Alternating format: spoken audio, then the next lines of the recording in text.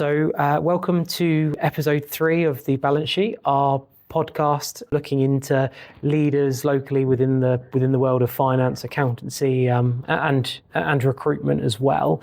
I am joined today. We're going to make a move into the dark arts of accountancy practice. I'm joined by Southampton BDO managing partner Steve Labar. So obviously trained in slightly smaller firms, Steve, and obviously been with BDO for sort of 25 years now, give or take. A bit less, but yeah. Yeah, perfect. So now, as you said, managing partner at Southampton, one of BDO's sort of national hubs, which is great. Obviously leading up audit and sort of having a real sort of driving, pardon the pun, force with the motor clients that you have at BDO. So thanks for sort of popping along, Steve. Pleasure to be here. Looking forward to it. As we do with all of our interviewees, we start with the important stuff. We ask each of them to choose a cake of their choosing. If they had any choice of cake with a cup of tea or a coffee, you have gone for, Steve, carrot cake. And why? I'm not actually a great cake person, so Victoria sponges and all that sort of stuff, but carrot cake is always the cake that I've always been my default number one cake, mainly because my mum used to make an excellent carrot cake, and it takes me back many years. So, a great family favourite on the carrot cake. And it became a bit of a running joke with friends at a younger age when they used to come around the house, where's your mum's carrot cake? And it just sort of evolved from there. And fantastic. Even now, this carrot cake is still the favourite. In all the carrot cakes you've had in restaurants or you've bought from supermarkets, are any as good as your mum's? No, my wife's is getting better. Okay. So, but yeah, no. You had to say that, didn't you? Absolutely. Homemade is still best, absolutely. Good. Okay. Brilliant. So as I said, we'll sort of journey through your career, sort of talk about successes, which I'm sure there are plenty you've had along the way, but also potentially sort of any pitfalls for sort of aspiring leaders within the finance and accountancy world that can hopefully sort of learn from as well. So I guess first question, and I think I've probably asked you this question before, but how did you get into accounting? And why? Good question. I ask myself that every day. But, no, so probably going back, I think it goes back to school days, going into A-levels, or last year of doing A-levels, I was actually doing English, history and French, so nothing finance related whatsoever. Didn't quite know what I wanted to do. We had a careers fair and an aptitude test, and you do lots of these sort of tests, and of the 10 professions I could do, one was accountancy. So I thought, okay, that seems quite nice. I'll have a look at that. Ended up going to university doing accountancy without really knowing too much about what it was about. Managed to stumble my way through university. I've got a job locally and sort of from there really. So sort of wasn't destined on that path, but sort of fell into it a little bit as a naive 17-year-old, and here I am 35 years later. Fantastic. And you spoke about your mum's carrot cake. I think your brother's also within finance and accounting. Yeah. Who's the better? I know you do different things, but who's the better accountant out of you two? Well, obviously, it's only myself. He's corporate finance, so I say he's not a proper accountant. But no, so he works for a competitor GT locally. Having trained again with a smaller firm. Our father was a lawyer, so he was a managing partner of Paris Smith back in the day. And he always said to us, don't go into law because it's too difficult. You want to do something else. So that may be why we went down the accountancy route. But I now tell him I think accountancy is a lot harder than law. But there we go. Good. And you, as we've spoke about, as I said, at sort of various career events, a lot of people tend to train within practice, and then accountancy practices, and then will make a move to an industry role. You've obviously stayed with accountancy practice for your career, which is obviously great. Why do you think you sort of went down that route rather than the other route that people go down? Probably because no client's ever offered me a job. No, on a serious note, they have, and I've always turned them down. I think partly it may be a bit of an upbringing thing. My father was a partner in a law firm, and that's the sort of the environment you sort of grew up in a professional type firm type thing. And I think for me, what I do enjoy is the variety we have. I mean, it changed that the profession has changed a huge amount in the 25, 30 years I've been involved, and continues to change now. But I do like the range of clients that I act for, from small to large to listed to privately owned businesses. Every client has a different challenge, or will have a different challenge, that they'll come to you as a trusted advisor as well as an auditor.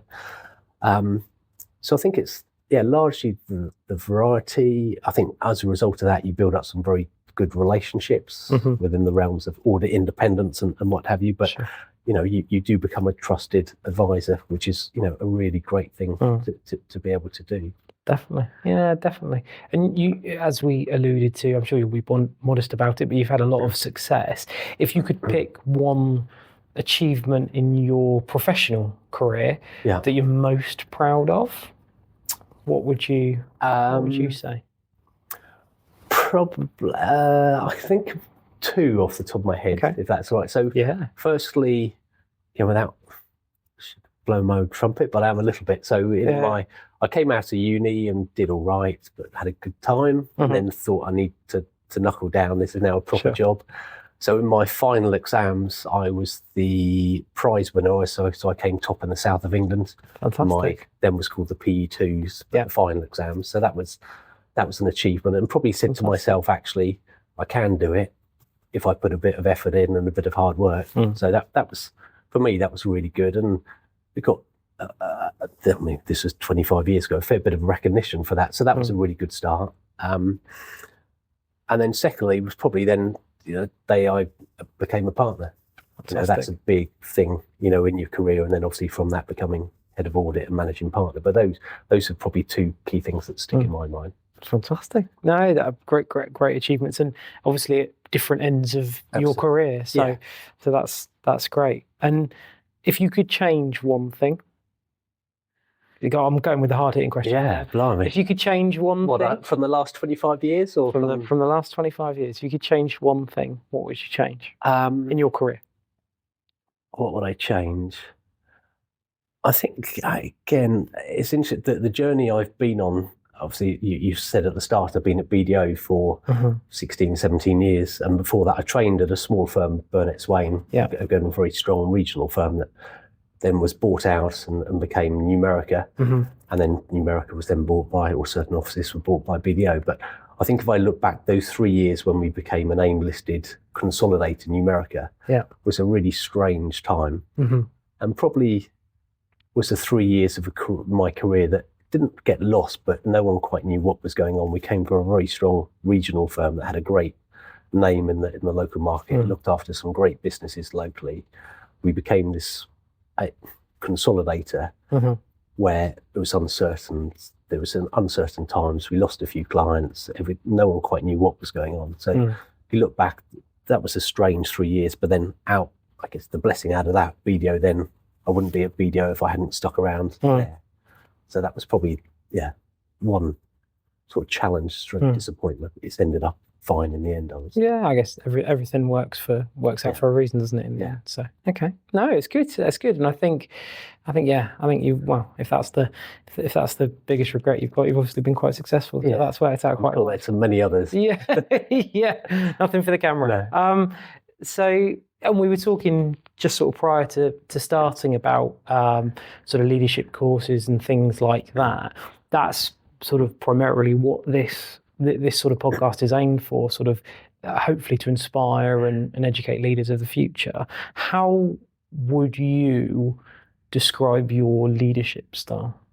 I think being a people person, relationship person, it's about being inclusive. It's about trying to make sure that everyone has a voice. There's always in meetings and in my team, there'll be louder characters, there'll be quieter characters. And it's trying to make sure you're getting the best out of all the team. So make sure that the louder characters don't overtalk people, and the younger and quieter people get a chance to talk. So about being inclusive, it's about, I think I'm fair. so everyone knows where I stand. Mhm. And I think as a person, and I think as a leader, I'm a pretty calm individual. So what you see is what you get. There's no hidden agenda. Mhm. People don't think, oh, what's Steve like today? Shall I go and have a talk to him? I'm always trying to be very approachable to people, and having taken over the role as managing partner last September, October time, it's about, to my mind, it's being accessible. Mhm. It's making sure that people aren't frightened. They can come and talk to me as if I was, someone a bit lower down the rung, and being accessible and having the chance to voice their opinions. Definitely. I think that's really, really interesting and really spot on. Okay, and if you could inspire potential BDO managing partners of the future, and if you had sort of one characteristic or skill that you found has seen you through to where you are best, what would you say to them would be something that you've sort of utilised the best? I think there's probably a couple of things there. One is definitely around relationships. Yep. So it's about building your own network in the local community and with your client base. So again, from an audit background, and I think probably across other streams in our business, you'll say the best referrer is your existing client. So you offer them a great service, they're more likely to refer you to their friends, and it's always easier to get a new client through that way than trying to chase, and sometimes it takes years to convert a client. So I think it's about building your own brand and network. For me, I've been lucky to be involved in the motor sector, which has been a real key part of my growth and the firm's growth in Southampton. So building your own network, but also, and that's sort of externally, but also internally, it's about building your own team. And when I say my own team, it's the wider team at BDO. So it's, you're only as good as your team. Yeah. So it's making sure you've got all the right people doing the right things, and you're trying to, and it is difficult, trying to make sure you're utilising those people so they can really use their strengths. So some people are better at that than that. Is making sure you get them to do that and not that. So probably internal and external is around team and relationships. Brilliant. Yeah, no, good. And I think that's, to be fair, I think that's a relatively, from the 3 or 4 interviews we've done, I think that's a relatively consistent theme. So good. Okay, fine. A couple of more light, sort of hearted questions for now. So about Saints winning on Sunday. Well, I was gonna talk about Saints. Did you go? No, I was in the States last week, so I didn't get back till Saturday lunchtime. And right, okay. I thought it'd be a bit unfair to leave the family straight away, but no, I was watching on TV with some friends. Back in the Premier League. Yeah, excellent. Absolutely. Good. So, I mean, one thing I was going to ask was, so if you could, you got a choice. You can either take something to a desert island with you, or you can put it in room 101. So you can either have something or get rid of something. Yeah. What would it be? Something on a desert island. My wife would probably say I would take Sky Sports so I can watch all the golf and cricket and football and rugby. I would say I'll take my wife. Of That's course. the political answer. Of That's course. the right answer. Yeah. But no, something, Sky Sports, that would be, I'm a big sportsman. Yeah. A tennis ball, rugby ball. Yeah. If there was some good waves there, take a surfboard. Absolutely. Something like that. Something to try and enjoy yourself, make it a bit more friendly there. Good.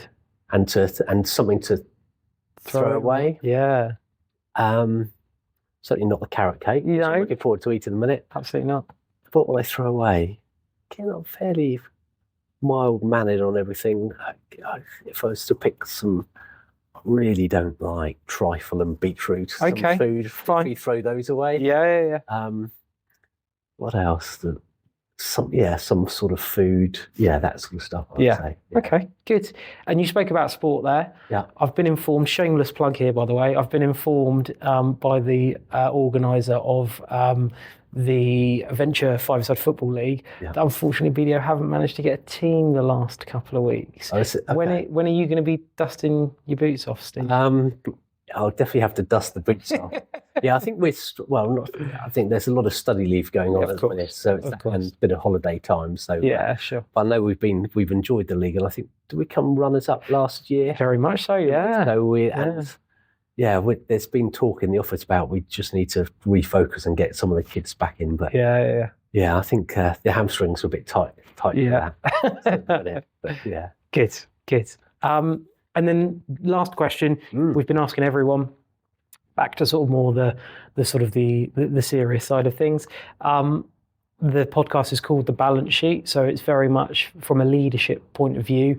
It's about that sort of balance between sort of having to have tough conversations, but also sort of motivating as well. How do you find you best sort of able to strike the balance as a leader?